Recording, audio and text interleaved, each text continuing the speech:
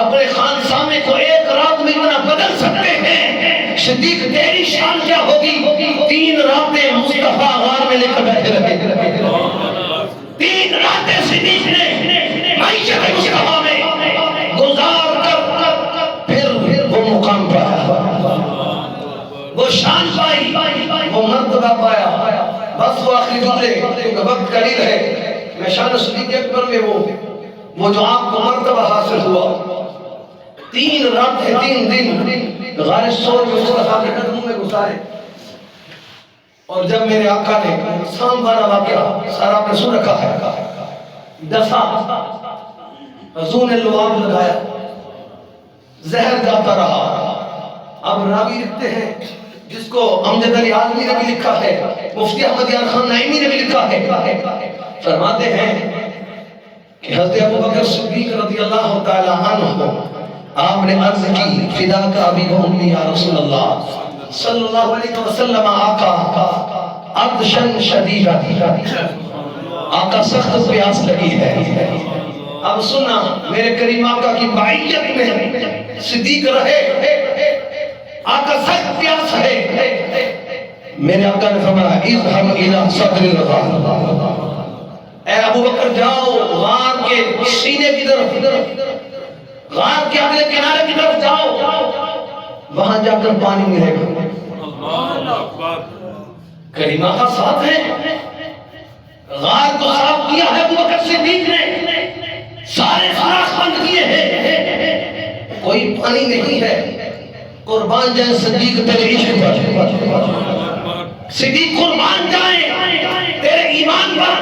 کیا کا معراج کر گئے صدیق اس لیے بنے کہ سب سے پہلے گواہی صدیق نے دی، جانتے تھے کہ جو محبوب فرماتا ہے وہی سچ ہوتا ہے۔ میرا آقا نے فرمایا اذهب الى صدر الغار، اے ابو بکر جاؤ غار کے دانے کی طرف، پانی ملے گا۔ اب صدیق جانتے تھے پانی نہیں ہے، غار میں پانی نہیں ہے، جانتے تھے، لیکن یار نے کہا ہے، جانتے تھے کہ وہ یار ہے کہ رب اپنی تقدیر بدل سکتا ہے، لیکن اپنے یار کی تقدیر نہیں بدل سکتا ہے۔ میں صدیق جاؤ اذهب الى صدر الغار، اب صدیق اکبر چلے غار کی طرف آگے بڑھے، فرماتے ہیں کہ دیکھا کہ ایک چشمہ پانی کا ابھر رہا ہے، پانی کا چشمہ ابھر رہا ہے۔ صدیق اکبر نے پانی پیا رضی اللہ تعالیٰ عنہ، پانی پیا۔ جب پیاس بجھا کر واپس آئے تو میرے آقا نے کیا فرمایا؟ میرے آقا نے فرمایا صدیق بتانا ذرا کہ وہ پانی کیسا تھا، وہ پانی کیسا تھا؟ آقا اللہ کی عزت کی قسم میں شام میں بھی گیا ہوں، میں عراق میں بھی گیا ہوں، میں ایران میں بھی گیا ہوں، تجارت کے لیے ملک کو ملک رکھ گیا ہوں، آقا آج تک ایسا نہ پانی دیکھا ہے نہ پیا ہے۔ صدیق بتا تو صحیح کہ وہ پانی کیسا تھا؟ آقا وہ پانی کیسا تھا؟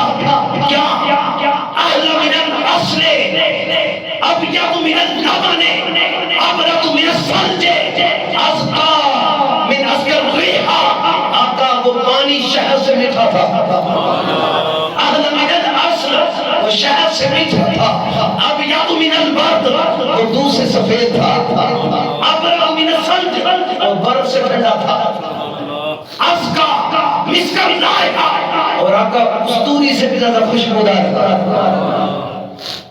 صدیق کے پانی تو نے پیا ہے، اس کی صفات شہد سے میٹھا، دودھ سے سفید، برف سے ٹھنڈا، کستوری سے زیادہ خوشبودار۔ صدیق جانتے ہو یہ پانی کہاں سے آیا؟ آقا غار میں نے اپنے ہاتھوں سے صاف کی، سوراخ اپنے ہاتھوں سے بند کیے، میں نہیں جانتا، فقط یہ جانتا ہوں کہ اللہ جانتا ہے یا مصطفیٰ جانتا ہے یہ پانی کہاں سے آیا۔ آقا اپنے ہاتھوں سے غار صاف کی تھی تو آقا نے فرمایا صدیق جب میں نے تجھے یہ کہا کہ اذهب الى صدر الغار، تو نے مڑ کے نہیں دیکھا، چل پڑا، میرے خالق کائنات نے یہ اعلان فرمایا یا اے فرشتوں جاؤ، اور اس سے پہلے کہ میرے یار کا یار اس تک پہنچے، میرے ابو بکر کے جانے سے پہلے جنت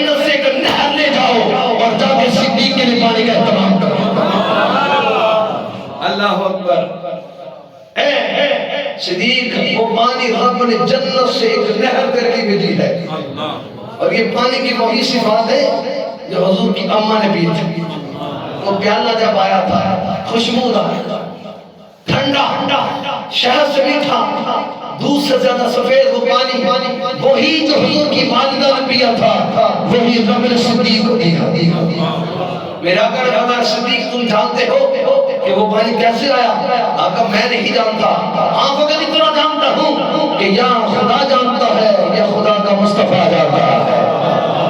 وہ پانی آیا غیب سے، صدیق تیرے ایمان نے، تیری محبت نے، تیرے عشق نے تجھے اس بات پر آمادہ کیا، تو جانتا تھا پانی نہیں ہے، رب نے تقدیر کو بدل کر مصطفیٰ کی تقدیر کو سامنے دکھا، اور صدیق تیرے لیے وہ جنت کا پانی پیش کیا گیا۔ یہ صدیق اکبر ہے کہ جب چل پڑے تو رب بھی حیا فرما لیتا ہے۔ میرے کریم آقا علیہ الصلوۃ والسلام کی روایت جس کو مولا کائنات نے روایت فرمایا، مولا کائنات فرماتے ہیں کہ میرے آقا علیہ الصلوۃ والسلام کہ 5 صحابہ کا جمع غفیر ہے۔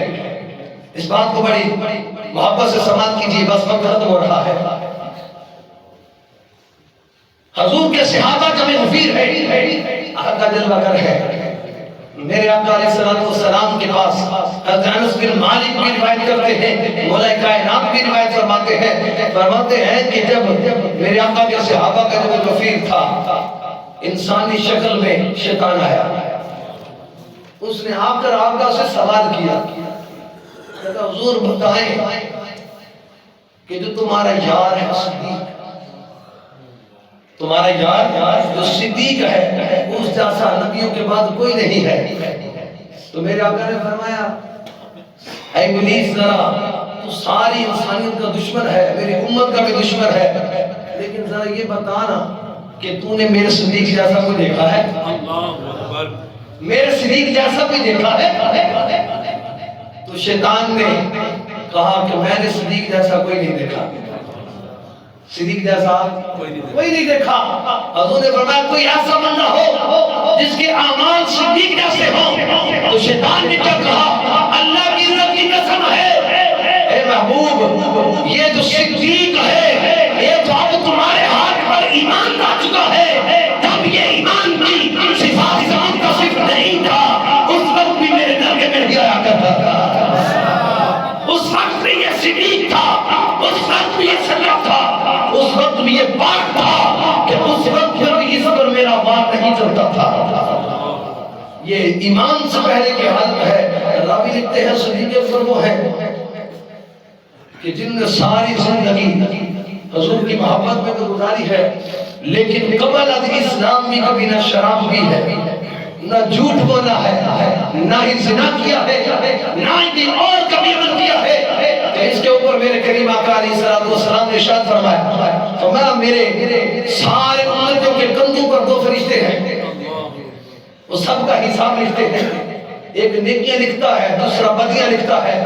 ہمارا صدیق کے کندھوں پر جو فرشتے بیٹھے ہیں وہ ناز کرتے ہیں، اور دوسرے فرشتے ان کو مبارک دیتے ہیں کہ تمہارے مقدموں پر قربان جائیں کہ تمہارے حصے میں صدیق آیا، تمہارے حصے میں صدیق آیا ہے۔ فرماتے ہیں کہ صدیق اکبر رضی اللہ تعالی عنہ کہ جو فرشتے ہیں وہ عرض کرتے ہیں کہ ہم نے ساری زندگی صدیق کا کبھی گناہ نہیں لکھا، اللہ اکبر، اس لیے کہ ان کو حضور کی وہ کیا ہے نسبت حاصل ہے کہ اگر ایک باقی باللہ، ایک اللہ کا مقرب اپنے محب کو یا اپنے محبوب کو یا اپنے خادم کو اتنی بقا دے سکتا ہے کہ وہ اس جیسا بن جاتا ہے، تو یہ صدیق اکبر ہے۔ 3 راتیں تو غار میں رہے، ساری زندگی حضور کے عشق میں رہے۔ صاحبو آج بھی سارے پروگرام کا خلاصہ کلام کیا ہے کہ ایمان بھی محبت کا نام ہے، ایمان بھی محبت کا نام ہے، اور عبادت بھی محبت کا نام ہے۔ آپ کے ساری مراحل زندگی، آپ کے سارے حاصل کلام اور ساری حسن عبادت اس لیے ہے کہ رب کا محبوب راضی ہو جائے اور محبوب کا خدا راضی ہو جائے۔ آج اس جمعہ کے موقع پر میں فقط اتنا جملہ کہوں گا کہ صدیق اکبر کی داستان بھی محبت کا درس دیتی ہے، عمر فاروق کی داستان بھی محبت کا درس دیتی ہے، عثمان غنی کی داستان بھی محبت کا درس دیتی ہے، اور باب مدینہ العلم کی داستان بھی محبت کا درس دیتی ہے۔ اور حضور سے محبت پھر کیا ہے؟ بس یہ آخری جملے سنو اور بات مکمل ہوگی کہ حضور کی محبت کیا ہے۔ ایک باپ ہے، بیٹا بڑی محبت کرتا ہے، اپنے باپ سے بڑی محبت کرتا ہے، اس کی خدمت کرتا ہے، لیکن باپ کوئی بات کہے تو اس کو نہ مانے تو وہ مؤدب ہے یا گستاخ ہے؟ گستاخ ہے۔ ہم سمجھتے ہیں ہم نے نعرے لگا لیے، ہم سمجھتے ہیں کہ ہم نے سال کے بعد پروگرام کروا لیے، ہم نے دینی مجالس کا کبھی اہتمام کر لیا تو ہماری محبت صادق آ گئی۔ نہیں صاحب، وہ محبت یہ ہے کہ جس طرح محبوب چاہتا ہے ویسے ہو جاؤ، جس طرح میرا کلال چاہتا ہے۔ جب میلاد آتی ہے تو ہر بچہ، نوجوان، بوڑھا نالین، حضور کے نالین وہ لے کر کوئی امامے پہ لگاتا ہے، کوئی سینے پہ لگاتا ہے، اور اس کے اندر حقیقت نہیں ہے کہ یہ نالین اس کی تشبیہ ہے جو کریم آقا کے نالین مبارک کا نقشہ ہے، لیکن نسبت اور حضور کے ساتھ اس کا تعلق وہ اتنا ممتاز کر گیا کہ اس کاغذ کا نقشہ ہے، کوئی ماتھے پہ لگا رہا ہے، کوئی سینے پہ لگا رہا ہے۔ اور کتنے افسوس کی بات ہے کہ جس کو میرے محبوب نے قدموں کے نیچے رکھا اسے تم سینے پہ رکھو، اسے تم محراب بناؤ، لیکن جس کو میرے آقا نے چہرے پہ سجایا اسے تم نالی میں بہاؤ۔ کتنے افسوس اور در افسوس کی بات ہے کہ تم نالین لگاتے ہو کہ حضور کی نسبت ہے، اس کو سینے پہ بھی لگا رہے، محراب بھی بنا رہے ہو، لیکن جس کو آقا نے محبوب کہا، جس کو آقا نے محبوب جانا، اس کو کٹوا کر نالی میں بہاتے ہو، تو یہ حضور سے محبت نہیں ہے، یہ دشمنی ہے۔ یاد رکھو، حضور سے محبت یہ ہے کہ جیسے حضور چاہتے ہیں ویسے ہو جاؤ، جیسے حضور کر دیتے ہیں ویسے ہو جاؤ، اور جیسا حضور کی منشا ہے ویسا امتی بن جاؤ۔ تو جمعہ کے اس اجتماع پر کون ہے جو یہ چاہتا ہے اور کہتا ہے کہ میں حضور سے محبت کرتا ہوں؟ جو حضور سے محبت کرتا ہے ہاتھ کھڑا کرے۔ منافقت نہیں کرنی، دوگلاپن نہیں کرنا، مسجد میں بیٹھ کر حضور سے محبت کرتا ہے وہ ہاتھ کھڑا کرے اور ہاتھ بلند رہے، نیچے نہ ہو۔ اب جو چاہتا ہے کہ وہ حضور سے سچی محبت کرتا ہے وہ ہاتھ کھڑا کر کے رب سے وعدہ کرے کہ داڑھی نہیں کٹوائے۔ محبوب سے محبت کا جو پکی بات کرتا ہے، ماشاءاللہ سب نے ہاتھ کھڑے کیے، تو اب یہ بھی وعدہ کرو کہ نماز نہیں چھوڑیں گے، نماز کی پابندی کریں گے، مسجدوں کو آباد کریں گے، حضور کی محبت میں جیئیں گے، حضور کی محبت میں کریں گے، حضور کے عشق میں جیئیں گے، حضور کے عشق میں مریں گے۔ اللہ ہم سب کو صلاۃ مکتوبہ کی پابندی کی توفیق عطا فرمائے۔ خدا کرے کہ جمعے کے نمازی فجر کے نمازی ہو جائے، یہ ساری مسجد بھری ہوئی یہ فجر کے نمازی بننا ہے، اور اپنے اللہ اس کے رسول سے محبت کرنی ہے تو ویسے ہو جاؤ جیسا محبوب چاہتے ہیں۔ اللہ ہم سب کو توفیق عمل عطا فرمائے۔